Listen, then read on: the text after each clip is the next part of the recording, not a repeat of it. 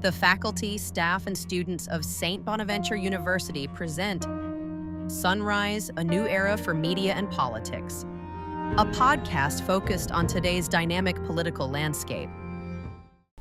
Welcome to Sunrise. My name is Rich Lee. I'm a professor in the Giandoli School of Communication, and I'm also executive director of the Giandoli Institute. This is the second of 3 podcasts in which we're going to explore the changing dynamics of media and politics. And with me to help unpack this really complex topic is Dr. Ben Gross, an associate professor in the Department of Sociology and Criminology, Olivia Francis Gray, a communications, social justice, and advocacy major here in the Giandoli School, and Dr. Pauline Hoffman, an associate professor in the Giandoli School. It's no secret that the influence of legacy media has been declining for a number of years now, but I think we saw in the last presidential election it became more pronounced, and I think even more pronounced in the most recent election cycle. So we're kind of in a new world, and we can do what a lot of people do. We can debate, is this a good thing, is this a bad thing? But I fall back on one of my favorite quotes, and it's from a fictional television character, Don Draper from Mad Men, who said, "Change is neither good nor bad, it just is, and you kind of have to deal with it." So Ben, I'm going to start with you as a sociologist. Okay. What does this new world we're living in mean for politics, for government, for media, for all of us as citizens? Yeah, in the 21st century here, we're in this sort of media landscape and this ecosystem in which we have these choice mediums of both mass and social media simultaneously as a part of our everyday lives. And there's often no guidance as to how to use those mediums and no formal training with the technologies. And we're often on our own to sort of navigate our way through and try to make sense of complex world events, try to understand the actors that are involved, trying to make sense of things that are happening around us. So it leads us to the potential to be prone to misinformation, to conspiracy theories, to a sense of vitriol or political division. So we're trying to understand a very complex, polarized, emotional time period through the lens, through these various lenses, and where we're trying to make sense of the world, and we're often left to our own devices to try to make sense of these complex events and situations. Okay, I'm going to get back to Pauline in a second on misinformation, disinformation, but I'm interested in Olivia's perspective as a younger person. We're talking about this as if it's a new world, and for people of your generation, it's not a new world, it's just what you grew up with. Yeah, for sure. I mean, I personally, for being in my generation, media, like you said, is something that we kind of just grew up with.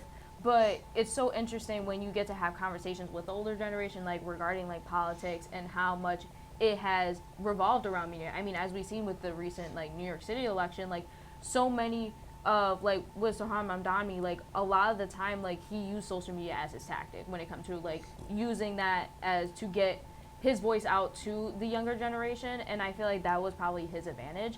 But I feel in terms of politics, we are always on social media 24/7, whether we're about to go to sleep or whether we're doing school, or no matter what, we're always on it. And when it comes to wanting to learn more about politics, because I didn't even fully understand politics until recent, because of the fact that so many news outlets, so many influencers are getting on social media to help educate the younger generation about these laws, because obviously the laws are so old and you can't fully grasp on what they actually mean, because they've been around for so long. So to be able to have this new world of social media and having all these political candidates and with the president and everyone else getting on this platform to advocate and then also reach out to the younger generation about what these problems are, I feel it may be that it may not be good nor bad, but it's just in the aspect of we're all trying to grow with it. And I'm very interested to see about how our generation, the older generation, kind of come together and see how it shifts in everyone's perspective and how our world today. Yeah, I'm interested in what you said about how you weren't interested in politics, but now things are happening to draw you in.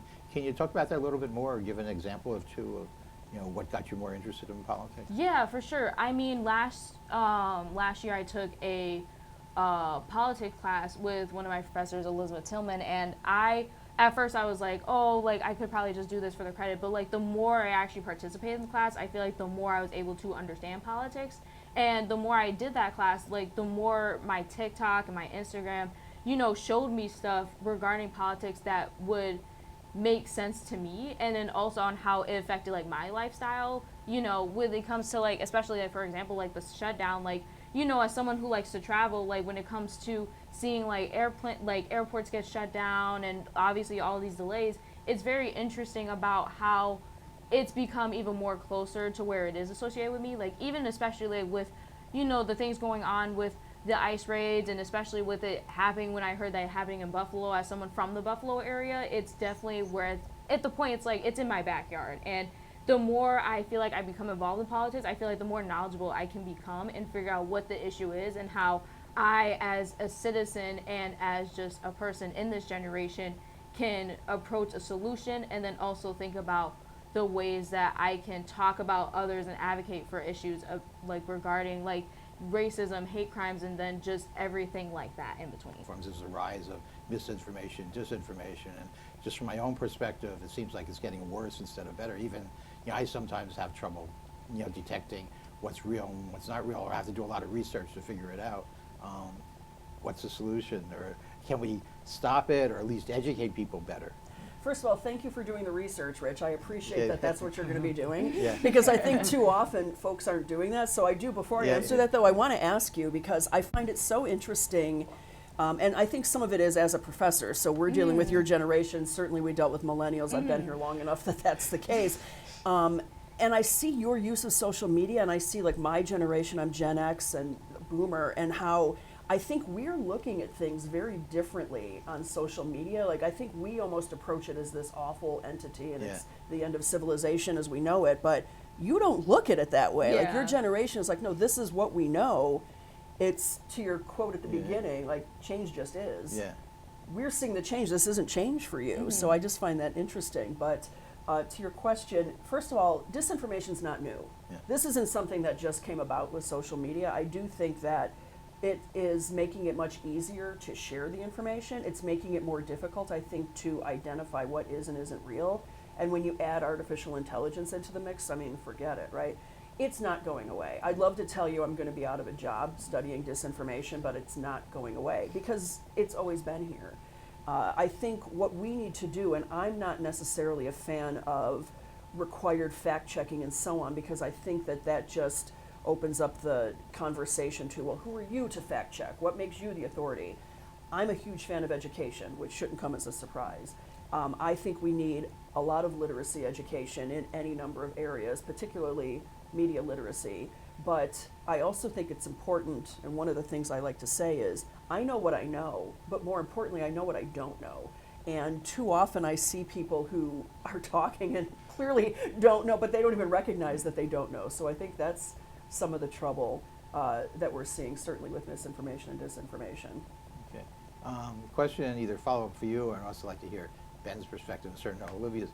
How come, people believe conspiracy theories, even in the face of facts which clearly prove that they're not honest? So, since you're the sociologist on the panel, there's quite a bit of research on this, why people believe conspiracy theories, and I can boil it down to a couple of really important points that I think that really is really crucial understanding why people believe conspiracy theories. That one, people oftentimes have a distrust of institutions or feel that they've been alienated or disenfranchised, and oftentimes conspiracy theories are directed towards targets that are thought of as being very powerful and run by people who do not represent them or have some type of malevolent interest at heart.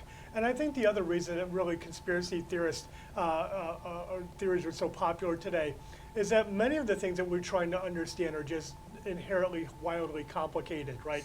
Why did we have a pandemic? Why do we keep having mass shootings? Why does the stock market go up and yet everybody in my city seems to be broke, right? Why is it that food costs are so high? Why is it medical costs so high?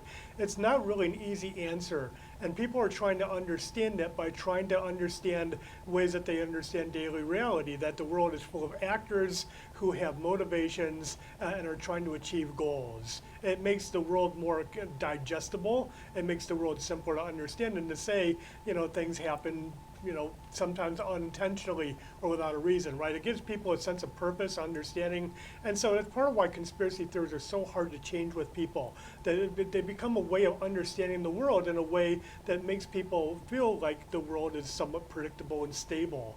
When you start telling people that things are happening in the world and nobody really intended them to happen, nobody's really in charge of it, it gives people a sense of feeling of chaos, that the world is chaos. So that's why people are often very resistant to changing conspiracy theories, even in the face of new facts and information. And I think that's a lot of the reason, too, why people believe disinformation or are inclined to. They're looking for that sense of belonging. They want to be part of a group or part of a tribe, and they don't want to live in a state of fear, and they want things that are really complex to be as simplified as possible. I mean, Ben and I talk about conspiracies all the time. We have our favorites, actually. Yes, we do. Yeah. Yes, you can ask us about that later. Right? Okay. Yeah. But yeah, no, I find that it's very interesting with conspiracies. Though I think once people start believing conspiracies, it's almost like you're not bringing them back from that brink in some regards, and most of them are going to be harmless-ish. But with disinformation, I think we can at least present the truth, and we can get folks. But I think sometimes with conspiracies, and I don't know if you agree, that are people living in their own reality that's not reality. And I don't think that's all conspiracies, but I wonder if that's some of it too. Yeah, I think that people are trying to manufacture, if I could backstep one step here, sociologists try to understand that human beings in general try to make sense of their world. They're trying to understand the social environments that they live in. And so conspiracy theories help people gain to that. And it, again, gets back to your idea of there's a certain emotional incentive to try to say, this is how I understand the world. But there's, part of that sense making, as we were talking about earlier today, actually, is looking for patterns, right? Sometimes people are trying to find relationships that maybe simply are not there. And they're trying to find relationships to try to make sense of things, and are often imposing, properties or traits to institutions or leaders that are not necessarily true.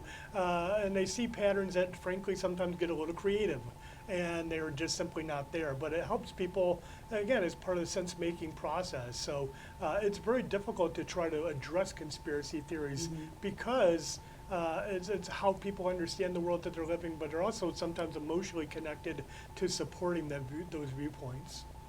Yeah. Well, go Oh ahead. yeah, Go sorry. ahead. I definitely agree with both sides of the point, because obviously in my generation we are known to be very direct and very vocal when it comes, especially when it comes to conspiracy theories. All the time, you're on social media and be like, oh, let me write this down in my notebook for the conspiracy theory that we have. But it's also that aspect, I'm bringing a little philosophy here. I always think about, because I'm taking media law and ethics, and I'm thinking about Kantian ethics, the aspect of a sense of duty. So I feel in ways, because of the fact that we are asking these questions, because we can't get a full grasp on what's actually happening, and then it's also we are trying to ask the questions that we feel no one else is asking. So it's in that sense, they're probably thinking about the aspect of, is this our duty to ask these questions so that way we can get the proper answers? Because at the end of the day, especially with the virus and stuff, during the pandemic, we were all questioning what's our world going to look like 10 to 15 years from now? Because obviously, being a younger generation,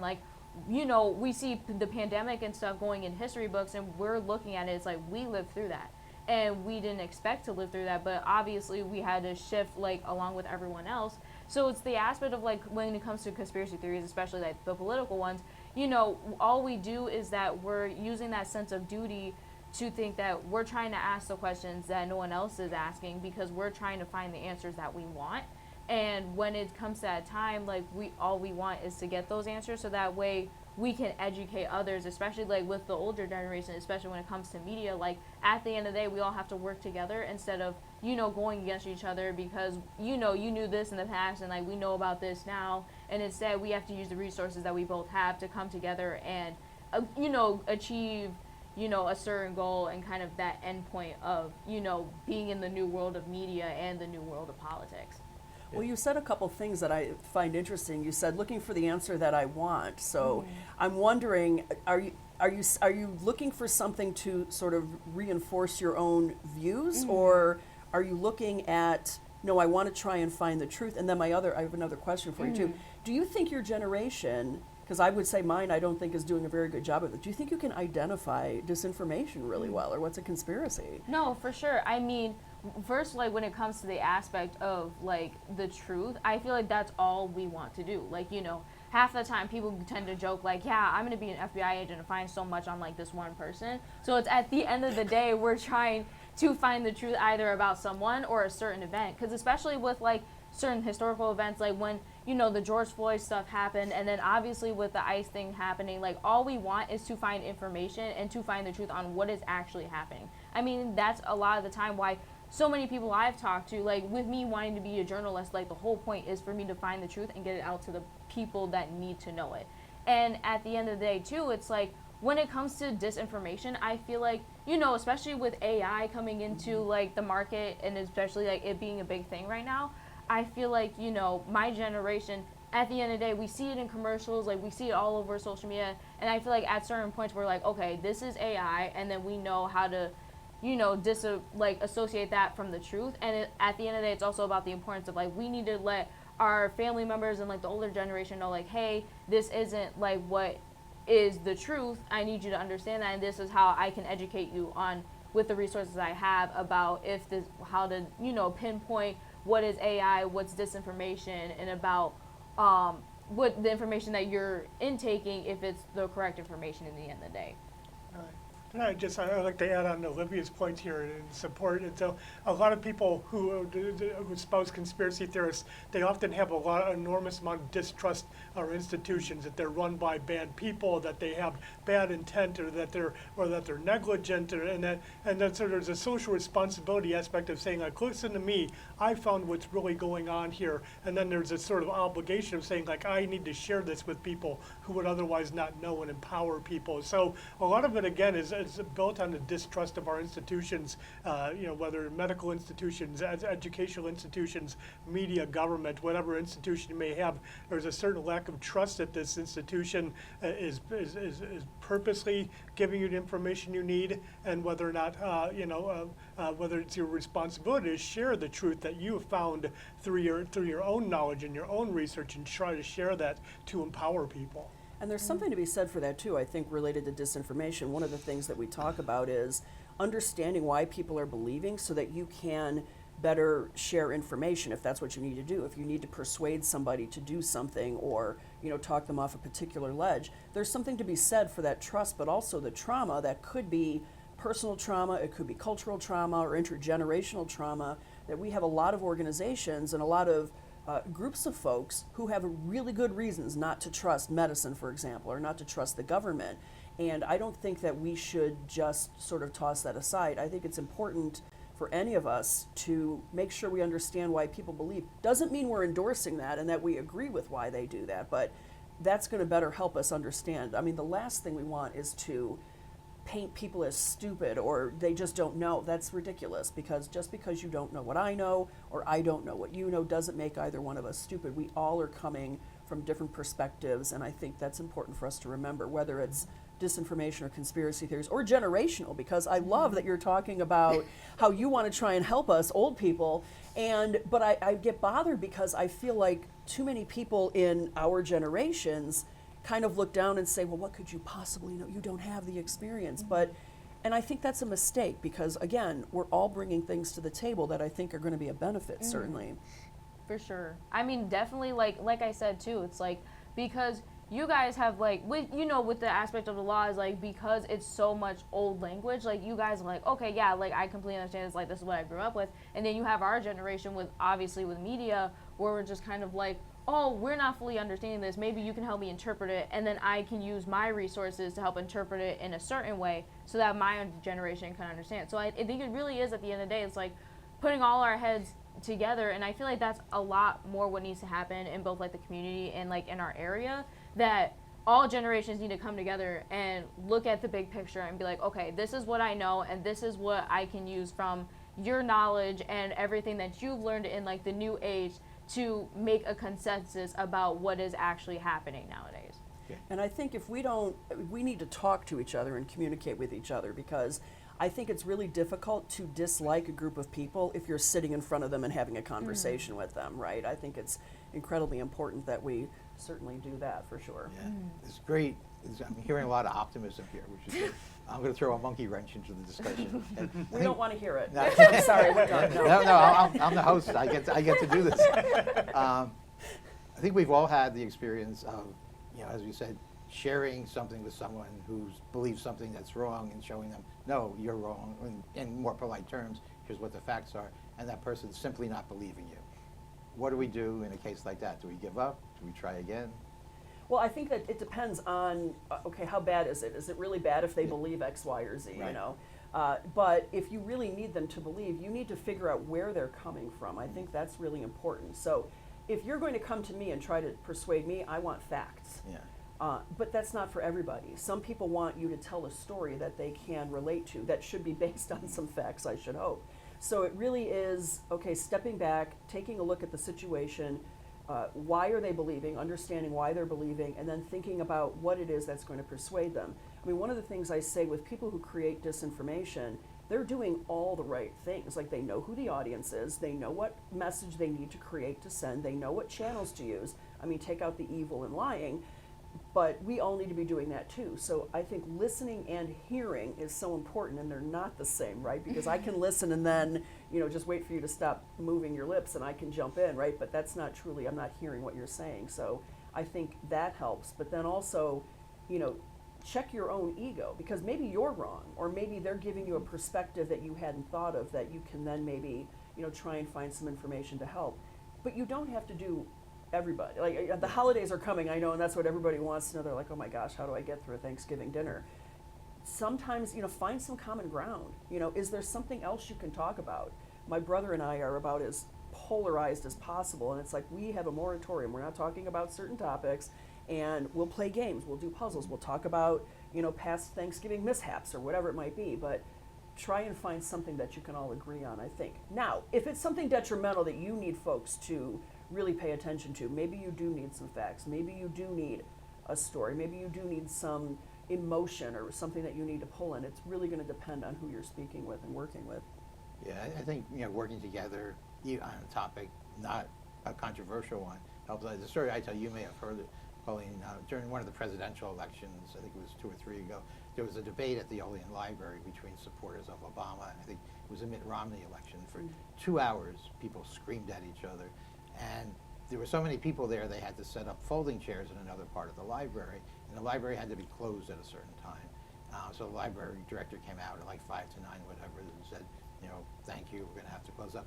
And all these people who had been screaming at each other 2 hours cooperated. They got the chairs, they put them back in their racks together, and I sat there, Ann was with me, and I said, this is what democracy looks like, they can get the room together. So, there is some common ground there. Sometimes it's tough to find it. So. Sometimes. And you can agree to disagree sometimes too, again, if it's not detrimental, right? Yeah. Yeah. So, AI has come up a couple times in the conversation, but let's talk about what that means for the future. I know it's going to make misinformation, disinformation a bit tougher. Olivia, you seem to be the one putting a positive spin on everything. So how do you see AI helping out media and politics in the future? So I feel like the thing is with AI is that it depends on how you use it, because a lot of the times people look at it, especially when it comes to like school and politics, like, oh, you're using this to like, use it in an unethical way. Like, you're trying to figure out like, you're trying to use it as like, okay, say it's this thing about this person that is not true or is, false information. But in their ways, you could use AI as a resource too, and you can be like, can you give me information about like this candidate and figure out what are they trying to say to me as like a generation? Because they can like go through articles and then give you the key points. So I feel like depending on how you use it, I feel like it can be put into a positive light. Like, obviously it has its negative sides, like, don't get me wrong, but if you look at it in a positive light, it can actually be like a great resource tool, especially for a generation like me. And then if you use that tool, you can figure out, okay, how is this specific candidate trying to help my needs as a citizen and as an individual, versus on how this other candidate is trying to help my family members or trying to help the people that I care about. Pauline, I know you're a fan of AI, or you use it, and when you came to talk to my JMC 101 class, I always asked for feedback, and one of the most common comments I got was, wow, she's a professor who likes artificial intelligence and uses it. So unusual. So Good it's news. yeah. Ben is here as well. I The know. two of us. So We've I'd like to hear actually from both of you We've about how actually you use talked it in the about classroom. this. I mean, Absolutely. to be fair, I recognize that there are ways that you can use AI in a bad way. Yeah. That's with any technology. Right. I look at all of the really fantastic things that it can do, and healthcare is my background too, so I see its implementation from a healthcare perspective as well, that it's helping a lot of people, get information or, work with healthcare providers in a different way. But also, I just look at it as a way to free up time for me to do stuff that I really want to do. And I know that television is based on good amounts of conflict, but actually, I think all three of us are in agreement on this one. So I very much echo what both of you had to say. I see a lot of people hate this sort of techno-pessimist idea that say, the AI is going to lead to a world of misinformation and deep fakes and all sorts of confusion that's going to lead to all sorts of increased conflict. But I also see, the potential to use AI to try to get to the fact-checking, to try to accelerate facts, to really empower people, to dispel a lot of the myths and the misinformation that's out there. So it could also at the same time be deeply empowering for people to try to combat a lot of misinformation and deep fakes. So I'm very, very techno-ambivalent about it. I see that, yes, there are some threats to it, but I do see a lot of positives to this artificial information. You were talking earlier today, Pauline, about, there was a time period in which we really thought that the radio was going to lead to the decay of society, and we thought that television was going to make everybody stupid. And I remember when I was a student, the calculator, when I was a young student, the calculator is going to ruin our ability to ever do math again. And we've been saying these things about the internet. Wikipedia was going to be the death of college. As we keep going through, it's every new technology, and here we are again in 2025 with this new thing that it scares people. The unknown creates a sort of fear among the public. I just used it in a really nerdy way. I was doing some data analysis, and I used it for content analysis, and it was heaven, because that would have taken me like hours, and it took 3 minutes, and I thought, oh God, I love you, ChatGPT. It wasn't, I shouldn't endorse that. I mean, it was an AI tool, but not that. And it's also interesting because obviously my generation is very unserious when it comes to online. So a lot of the time when I'm scrolling on like Twitter or Instagram, it's like the first thing I see, oh, there's a meme about Donald Trump, like something with the office. And it's funny because when we use like AI to create these memes, it's not like in a harsh light, it's more of in the aspect of like, oh, this is how our generation connects with politics in a more humorous way because of the fact that my generation tends to be very unserious on social media. But then it's also the interesting part of when also these political candidates tend to get the jokes, because also it's in the aspect too of when there was a specific video that I saw about, there was like this, it was in New York City, and, Zahan Mamdani is like talking, and then people were asking him interesting questions, and I knew like the way that we have this humor and we turn it into this way of connecting with politics, I feel like I find it really interesting, especially nowadays in our current society. Okay, well, we're having a great conversation, but we're actually running out of time. I'm sure we could, it doesn't seem like we did 30 minutes, but we could probably keep talking a long time. I've been editing all of these talking about basically the title of the program, which is a podcast, which is Sunrise. And I chose that because we're talking about a new era. Sunrise is the start of a new day. Doesn't necessarily mean it's going to be a good day or a bad day. So last time I asked the panelists, I'm going to ask you the same question. Put on your meteorologist hats, and if you had to describe the future of media and politics in a weather term, what would it be? So I'm going to start with you because you're closest to me. That's fine. Foggy. Okay. If I could say, because I think that through the fog, it will lift eventually, because the fog won't stick around forever. But I think right now there's still too much uncertainty. And I'll be curious where it goes, but I think there'll be sun at the end of it, or maybe rain. I don't, but it's foggy right now, so that's what. Okay, Olivia. I'm gonna say like a similar thing, and I'm gonna say cloudy, because like Pauline said, like there's a lot of gray area about where media could go when it comes to politics, but the way I think about it, there's a light at the end of the tunnel, like always. It just depends on how we push through it, and so I feel like it may be a lot of gray area now, but I feel like it's gonna end up having either a good outcome or a bad outcome. It just depends on the day and how we look at things. And one of my pet peeves is when I'm watching, say, the Weather Channel, and they show the forecast. They show the forecast for the day, and they'll show the sun and the cloud and the lightning bolt and the raindrop and some snowflakes, a little bit of everything, right? You know, and it's like, well, what's going to happen? Should I take a jacket? I don't know, right? And I kind of feel the same way. Ultimately, once you move beyond the technology, you start to understand that people are still people. And I don't know what the AI is going to make the world look like in 2035 or 2045, but I do know that people will still be people. They'll still have differences. They'll still have differences in beliefs, differences in identities, differences in backgrounds, differences in even how they use the media. So, you know, I tend to think that, you know, it's going to be, you know, much more of the same, but maybe with a different look to it and a different history to it, a different future and trajectory. But still, people are people, and we'll still have to, behind the technologies, you know, there are human beings with different values and different ways of communicating, and we'll now do this in cyberspace and other places as well. Okay, and with that, we're going to wrap up. I will just say last week I said cloudy because things are uncertain. I'm feeling a little bit more optimistic now. I might say partly sunny. But I just want to thank you, Pauline, Olivia, and Ben, for joining me today. You've been watching Sunrise, a podcast produced by the Gendoli School of Communication. My name is Rich Lee. Thanks for joining us, and we hope you'll join us again next week.